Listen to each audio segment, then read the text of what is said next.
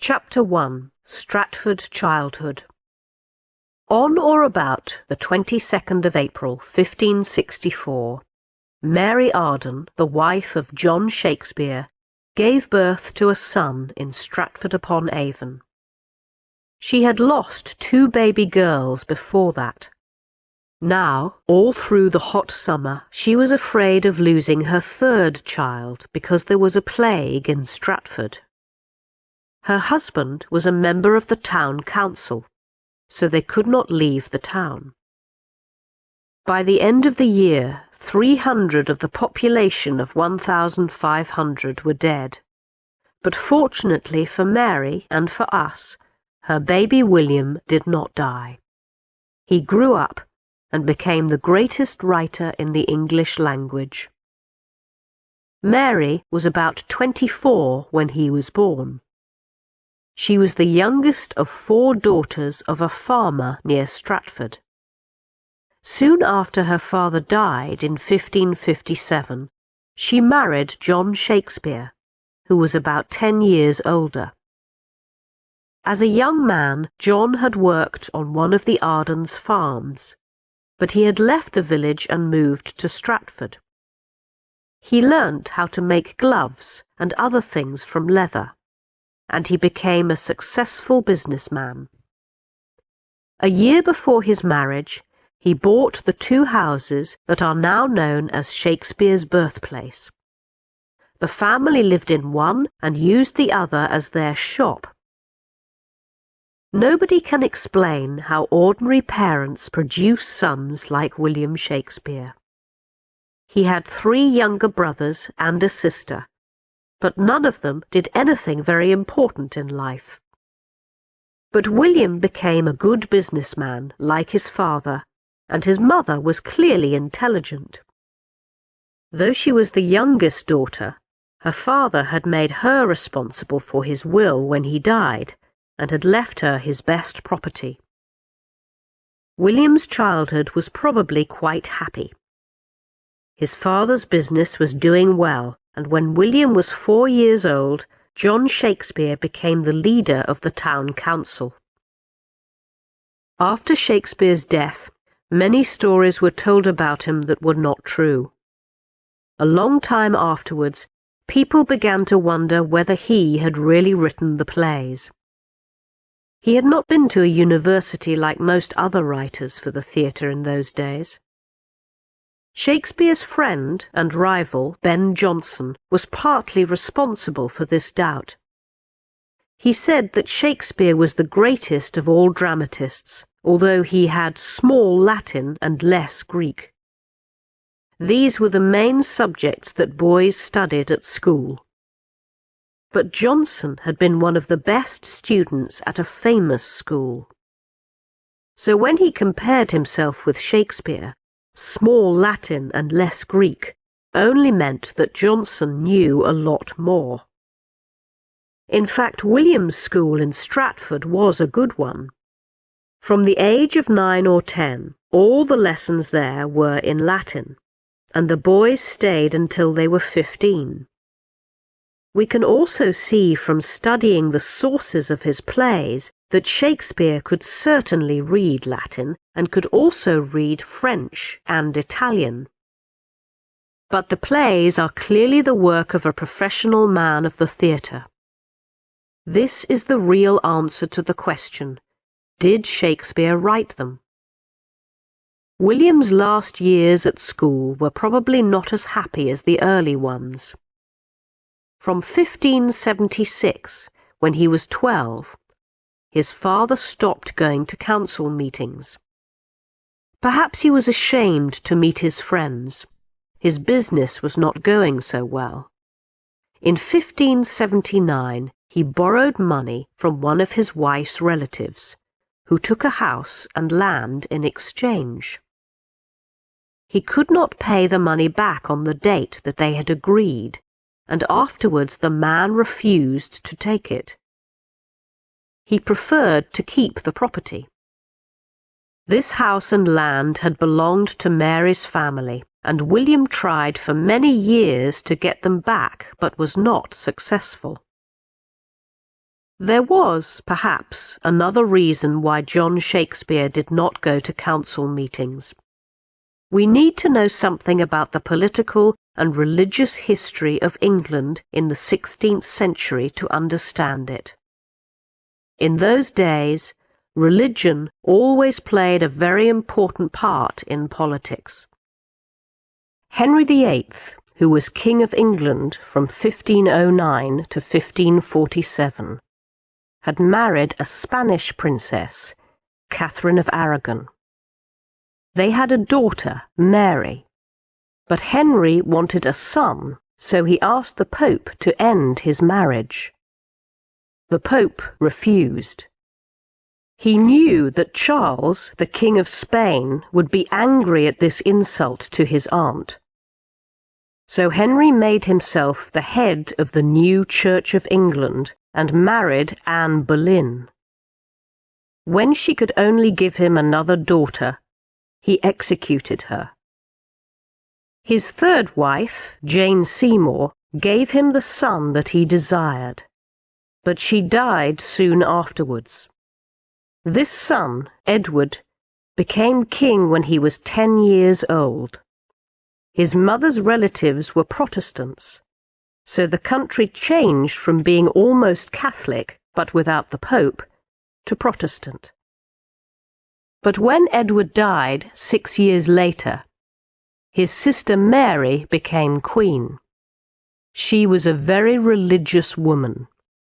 She married her Catholic cousin, Philip II, the King of Spain, and burnt Protestants to death. 5 years later she died, and Anne Boleyn's daughter, Elizabeth, who had been in prison, became queen. People wondered if Elizabeth would marry a foreign king or prince like her sister. He would probably be a Catholic. Or would she marry the man that she loved, the Earl of Leicester, who was a Protestant? Nobody imagined that a woman could govern the country alone. In fact, she never married, but was Queen of England for nearly 50 years. Religion mattered less to Elizabeth than politics. English people were worried that the wars between different members of the royal family would return. Elizabeth wanted peace. She expected everyone to go to church on Sundays, but she did not mind if they were still Catholics at home.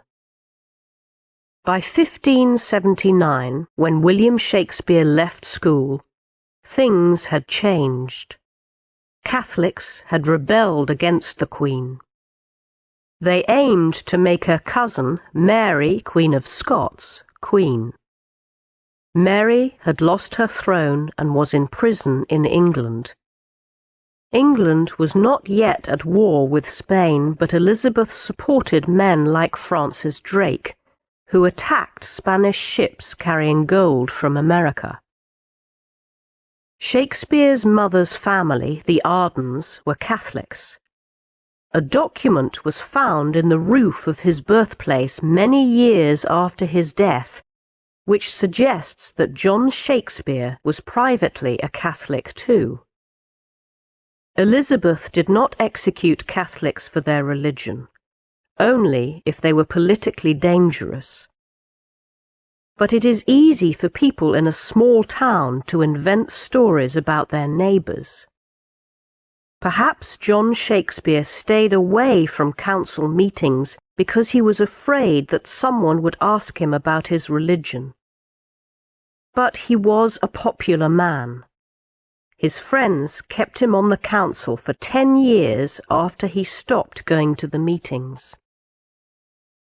It is unlikely that William thought of being an actor or of writing plays at this time. The theatre was not a profession for gentlemen. Actors were either employed by lords and rich men to entertain them and their guests, or they travelled around the country performing plays if the council allowed it. Most councils refused permission. Actors did not earn their living just by acting either. They were expected to dance and sing, to tell jokes and perform tricks. There was a great tradition of acting in England, but the actors were not professionals. In big cities, groups still performed religious plays on Corpus Christi Day every summer. Shakespeare saw them when he was young because Coventry, near Stratford, was the last city where they were performed. But Protestants did not celebrate Corpus Christi, and the government thought that the plays kept the old religion alive. They did not punish anyone for performing them. They just asked for the playbooks to check that there was nothing in them against Protestant beliefs, and forgot to give them back. Later, the books were usually destroyed. At that time, the professional theatre was only just beginning, and there were very few plays for actors to perform. The first real theatre in London opened in 1576. The owner and builder was James Burbage. Years later, his son Richard played the hero in all of Shakespeare's greatest successes. Chapter 2. A Wife and Children. We do not hear of Shakespeare again until 1582, when he married Anne Hathaway. But there is an interesting story about him that may explain what he did after leaving school. John Aubrey, writing about 100 years later, did not agree with Ben Jonson's report that Shakespeare had small Latin. He says that Shakespeare understood Latin well, because he had been a teacher in the country when he was young. This story may be true because it was told by William Beeston, the son of one of the actors in Shakespeare's theatre company. Shakespeare was not a professional teacher, but young men sometimes worked privately in rich men's houses, teaching their families or servants. There is a tradition in a family called Horton in Lancashire that Shakespeare worked for them for 2 years. The Hortons were Catholics and rich enough to have their own group of actors. When Alexander Horton died in 1581, he left the actors' clothes and musical instruments to his brother. He asked him to employ 2 men who had lived with him, or to help them find work, and one of those men was called William Shakeshaft. It is unusual to speak of a servant living with a family, and so it seems that these 2 men had special jobs. Shakeshaft and Shakespeare mean the same thing, and in those days people often confused names or copied them down wrongly. We cannot prove that Shakespeare taught in the Horton house, or that he had his first experience of theatre there. But it is interesting that the Earls of Derby were among the Hortons' neighbours, and the families were friends. When Shakespeare joined his first theatre company in London, it was probably strangers. The company's patron was Lord Ferdinando Strange, the Earl of Derby's son. We do not know whether Shakespeare went to Lancashire or stayed at home to help his father with his business, but in the summer of 1582 he was certainly in Stratford. Then, if not before, he began to walk across the fields to the village of Shottery to see Anne Hathaway. Shakespeare was only 18, and Anne was 26 or 27. So some writers imagine that she tricked him into marrying her. But Shakespeare's sonnets, about 150 short poems published in 1609, are our only guide to his private thoughts and feelings. They tell a different story. Shakespeare and other Elizabethan poets were fond of using words with two meanings, or words that sounded similar. In one of the sonnets, he suggests Anne's surname with the words "hate away." The poem is about a young man, excited and in love, and a girl who at first says no to him, but then pities him and says that she loves him. Anne's father had died the year before, leaving her some money for the day when she got married. He had married twice, and Anne, the oldest daughter of the first marriage, had to help his second wife look after her 4 young children. Anne probably found the clever young man attractive and wanted to have her own children. She had known Shakespeare since he was a boy. Many years before, John Shakespeare had helped her father when Mr. Hathaway could not pay his bills. William Shakespeare at this time was probably a young man in search of romantic experience. In November, when Anne was expecting a baby, the couple were given special permission to get married the next day.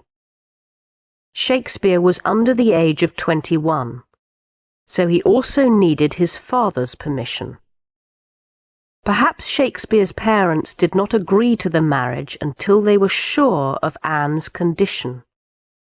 Towards the end of May 1583, Anne gave birth to a daughter, Susanna. There is reason to believe that Susanna was the person that Shakespeare loved most and the member of his family who was most like him. For the next 2 years at least, the young couple lived with Shakespeare's parents. At the end of January 1585, they had twins, a boy and a girl. They called them Hamnet and Judith, after their friends, Hamnet Sadler the baker and his wife. Most Elizabethan wives had children almost every year, so it is a little surprising that Shakespeare and Anne had only 3. It is true that he was not often at home after he moved to London, though he probably returned to Stratford once a year. It is also possible that Anne could not have more children after she had twins. In those days it was more difficult and dangerous to give birth than it is now. During this time, we suppose that Shakespeare helped his father. It was useful for a businessman to have a son who could read and write. But it is unlikely that Shakespeare wanted to spend the rest of his life in Stratford making gloves.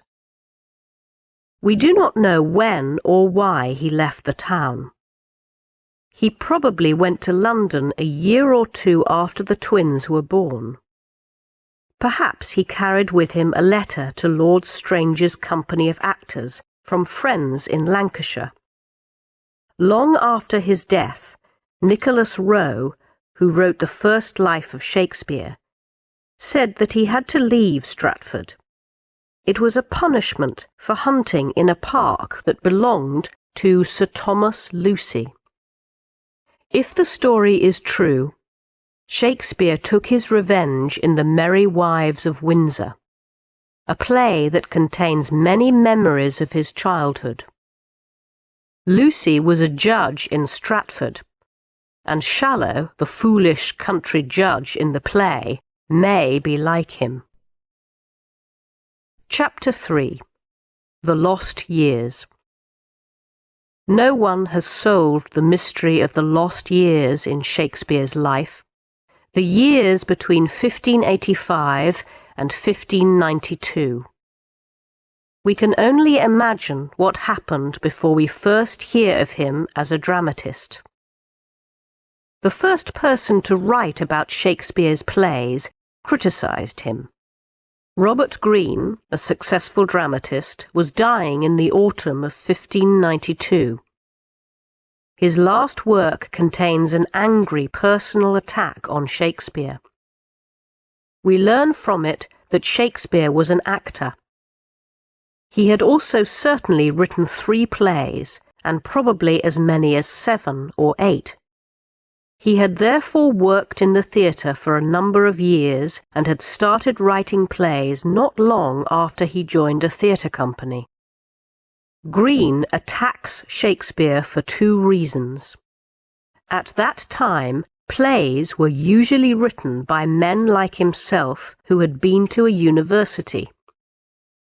Green wants to warn other dramatists of the danger to their profession if actors like Shakespeare are allowed to write plays. His more serious complaint is that Shakespeare has copied their work. He compares him to a bird that copies the sounds made by other birds. It is unlikely that Green really believed that Shakespeare copied other writers' speeches. He was angry because he realized that Shakespeare had borrowed their ideas and used those ideas to write better plays. By 1592, Shakespeare was already very successful and had succeeded with different kinds of play. Plays about English history, comedies, and a tragedy. Green complains that this young man thinks that he can do everything in the theatre. We can understand Green's attitude better if we compare the theatre in London in Shakespeare's time to Hollywood in the 1930s. The situation was similar in many ways. The actors were the stars. Everyone in London knew the name of Edward Alleyn, the most famous actor at that time. But the dramatists were like the people who wrote the 1930s films. Their names did not appear outside the theatre, and the manager of the company often made them write in small teams to produce plays faster. Films in Hollywood were written in this way when the cinema was the main form of popular entertainment.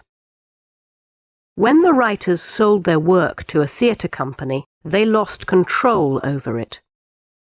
Plays were not usually published because that allowed rival companies to perform them. The company only published them if it needed money or if someone had produced a bad copy of one. Only half of Shakespeare's 37 plays were printed in his lifetime. It seems surprising that the world's greatest dramatist did not take more care of his work. To understand that, we must again make a comparison with Hollywood. Until the 1950s, the films of great directors like John Ford or Howard Hawks were not accepted as art. In the same way, during the 25 years of Shakespeare's life in the theatre, plays were not literature. Shakespeare probably accepted the general opinion. He published his poems, which, in his opinion, proved his ability as a writer. His first plays show that he was still learning. Christopher Marlowe, who was the same age as Shakespeare, but had started earlier, was a greater poet at this time, and his plays had made Edward Alleyn a star. Thomas Kyd had written the most exciting play of the 1580s, The Spanish Tragedy. People today think that Shakespeare stood alone, far above the other dramatists of his time. But many of them wrote excellent plays that are still performed. Shakespeare's greatest strength was his willingness to try new ideas. He remembered the Latin comedies of Plautus and Terence, and the tragedies of Seneca that he had studied at school and copied them. He studied the plays of his rivals and the changing fashions among the audience. When he was the most successful dramatist in London, He used the subjects of old plays that he had seen or acted in and produced something much better. Even his own tragedies and comedies are different from each other. Most dramatists repeat their successes. Shakespeare only seemed to write the same kind of play if he was not satisfied at first. Then he continued until he got it right. The early plays are therefore very different from each other, as Shakespeare tried one form after another. He wrote 3 plays about the wars in England in the 15th century, and another play about English history. There was a Roman tragedy that is so violent that many people would like to believe he did not write it. And he wrote 3 comedies. A romantic comedy, a comedy taken from Plautus, and one that uses familiar scenes from Stratford. The most interesting are the last 2, the Comedy of Errors and the Taming of the Shrew. The first is the story of a man and his servant. They were lost when they were babies and arrive in a town where each one has a twin brother with the same name. It is one of the funniest plays that Shakespeare wrote. He makes clever use of all the possibilities for confusion. Antipholus of Syracuse, the recently arrived brother, cannot understand why a strange woman, Adriana, his brother's wife, is angry with him. When he falls in love with her sister, Luciana, he is surprised that she is shocked and upset. The Taming of the Shrew is often criticized today. It seems to be about a man who marries a bad-tempered girl and is cruel to her until she is willing to obey him. The play is one of a number that modern audiences are unwilling to accept. We should not be surprised that Shakespeare did not always have the same view of life as we have, since he died nearly 400 years ago. But the real problem is often that the modern director does not understand the play and introduces his own ideas. Shakespeare did not usually give the Elizabethan audience just what they expected either. There were hundreds of stories about bad-tempered women in Europe, but The Taming of the Shrew is not typical of them. It tries to show that in a good marriage the 2 people are partners and work together as a team. The wife does not always have to obey her husband, as most of the audience believed.